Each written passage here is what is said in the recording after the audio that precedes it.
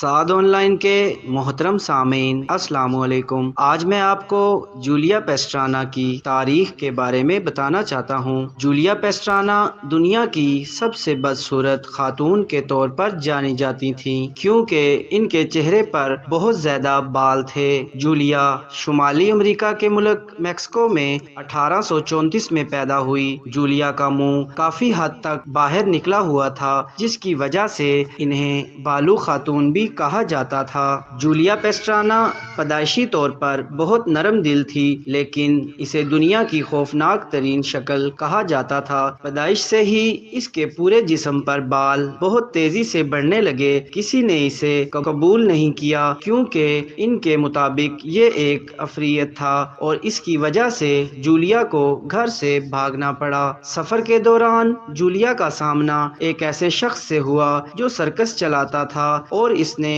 Julia کو اس circus میں نوکری کی پیشکش کی۔ اس سرکس میں جولیا کو پاگل کہا جاتا تھا اور لوگ اسے دیکھنے کے لیے پیسے دینے لگے۔ جولیا کے لیے یہ کام بہت مشکل تھا لیکن اس کے پاس کوئی اور چارہ نہیں تھا۔ اسے یہ یقینی بنانا تھا کہ وہ کیا کھائے گی اور کہاں سوئے گی، اس لیے اس نے یہ کام کیا۔ جولیا نے سرکس میں بہت پیسہ اور شہرت کمائی اور اسی وجہ سے جولیا کے مینیجر نے اس سے شادی کرنے کا فیصلہ کیا۔ یہ اس زمانے کی سب سے زیادہ چرچے والی شادیوں میں سے ایک تھی اور لوگ سوچ رہے تھے کہ کوئی شخص کسی عفریت سے کیسے شادی کر سکتا ہے۔ اس سے بھی زیادہ حیران کن بات یہ تھی کہ جولیا نے ایک نارمل بچے کو جنم دیا لیکن بچے کی پیدائش کے صرف 48 گھنٹے بعد ہی جولیا اور بچہ دونوں کی موت ہو گئی۔ جولیا کی بدقسمتی اس کی موت کے بعد بھی جاری رہی کیونکہ اس کے لالچی شوہر نے اس کی لاش کو